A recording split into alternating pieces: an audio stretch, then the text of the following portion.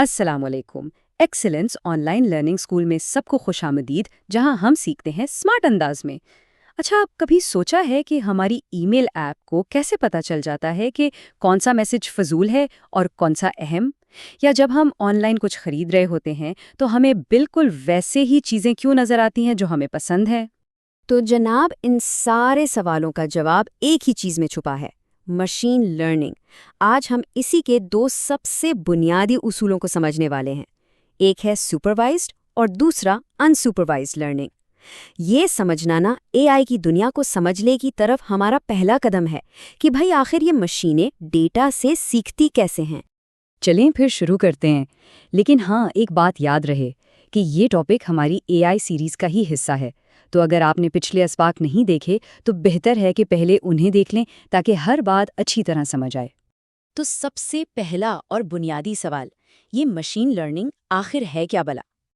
دیکھیں، بہت ہی سادہ لفظوں میں مشین لرننگ اے آئی یعنی آرٹیفیشل انٹیلیجنس کا وہ حصہ ہے جو کمپیوٹرز کو یہ صلاحیت دیتا ہے کہ وہ ڈیٹا سے خود بخود سیکھیں۔ مطلب ہم اسے ایک ایک ہدایت نہیں دیتے، بلکہ ہم بس اسے بہت سارا ڈیٹا دے دیتے ہیں اور پھر وہ خود ہی اس میں موجود پیٹرنز یعنی بار بار آنے والی چیزوں کو سمجھ کر فیصلے کرنا سیکھ جاتی ہے۔ آئیے اب اس کی پہلی اور سب سے عام قسم کو سمجھتے ہیں، جسے کہتے ہیں سپروائزڈ لرننگ یعنی نگرانی میں سیکھنا۔ یہاں جو سب سے اہم لفظ ہے نا، وہ ہے لیبل شدہ ڈیٹا۔ اس کا مطلب یہ ہے کہ ہم مشین کو صرف سوال ہی نہیں دیتے، بلکہ اس کا صحیح جواب بھی بتا دیتے ہیں، بالکل ایک استاد کی طرح جس کے پاس سوالوں کے ساتھ ساتھ جوابوں کی چابی بھی ہوتی ہے اور وہ اپنے شاگرد کو سکھا رہا ہوتا ہے۔ اسے سمجھنے کا سب سے آسان طریقہ پتہ ہے کیا ہے؟ فلیش کارڈز والی مثال۔ ذرا سوچیں، ایک بچے کو بلی کی تصویر دکھا کر کہا جائے یہ بلی ہے، پھر کتے کی تصویر دکھا کے کہا جائے یہ کتا ہے۔ جب ہزاروں بار ایسا کیا جائے گا نا، تو بچہ خود ہی دونوں میں فرق کرنا سیکھ جائے گا۔ مشین بھی جناب بالکل اسی طرح لیبل والے ڈیٹا سے سیکھتی ہے۔ اچھا، اب سپروائز لرننگ کے بھی دو بڑے کام ہیں۔ پہلا ہے ریگریشن۔ اس میں مشین کسی نمبر کی پیشن گوئی کرتی ہے، جیسے کسی گھر کی قیمت کیا ہوگی یا کل درجہ حرارت کتنا ہوگا۔ اور دوسرا کام ہے کلاسیفیکیشن۔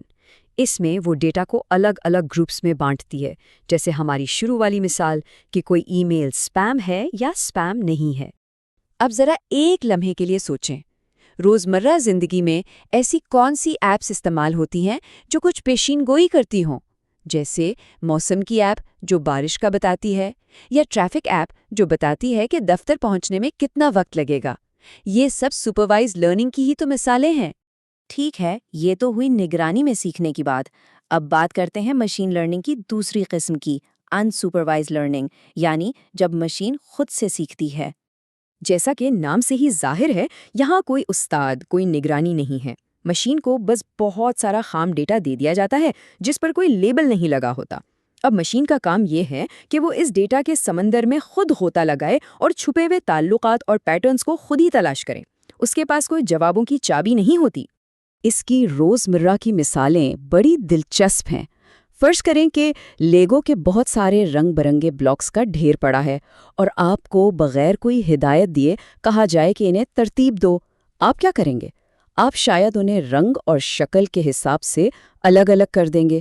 بس یہی انسپروائزڈ لرننگ ہے۔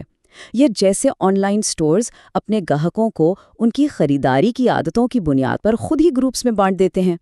اس کے بھی دو بڑے کام ہیں۔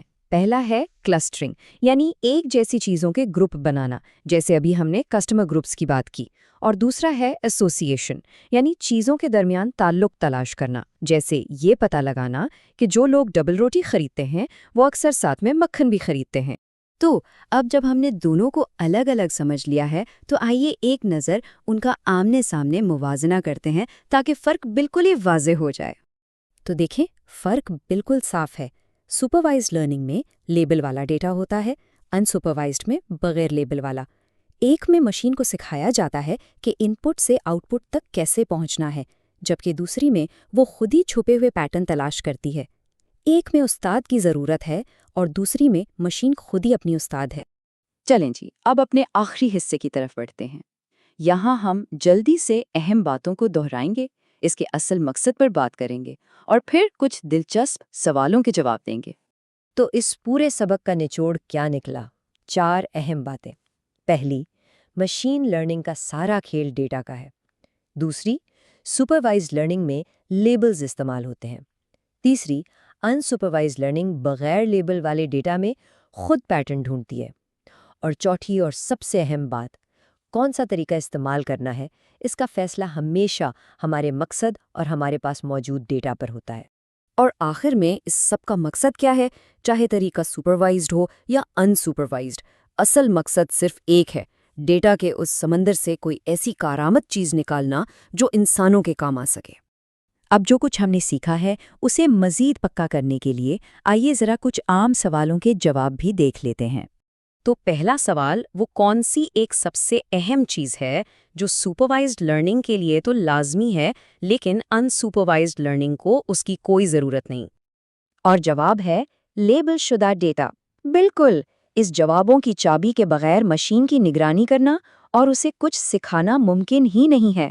اسی لیے سپروائزڈ لرننگ بہت طاقتور تو ہے لیکن اسے تیار کرنا اکثر مہنگا اور وقت طلب کام ہوتا ہے۔ اگلا سوال، ایک آن لائن اسٹور اپنی سیلز بڑھانے کے لیے انسپروائزڈ لرننگ کو عملی طور پر کیسے استعمال کر سکتا ہے؟ جواب یہ ہے کہ وہ کلسٹرنگ کا طریقہ استعمال کر کے اپنے تمام خریداروں کو مختلف گروہوں میں بانٹ سکتا ہے۔ جیسے نئے والدین کا ایک گروپ بنا لیا، ٹیکنالوجی کے شوقین افراد کا دوسرا، اور پھر ہر گروپ کو صرف ان کی دلچسپی کے اشتہارات دکھائے جائیں، جس سے ظاہر ہے کہ فروخت پڑنے کا امکان بہت زیادہ ہو جاتا ہے۔ تو یہ تھا مشین لرننگ کی ان 2 بنیادی اقسام کا ایک تعارف۔ اب جب بھی اپنے ارد گرد کی ٹیکنالوجی کو دیکھیں تو اس میں اس کی مثالیں ضرور تلاش کرنے کی کوشش کریں۔ اور ہاں، اگر AI اور ٹیکنالوجی کی دنیا کو اسی طرح آسان زبان میں سمجھنے کا یہ سلسلہ جاری رکھنا ہے تو ہمارے اس پلیٹ فارم کو سبسکرائب کرنا بالکل نہ بھولیں۔ اگلے سبق تک کے لیے اجازت دیجیے۔ خدا حافظ۔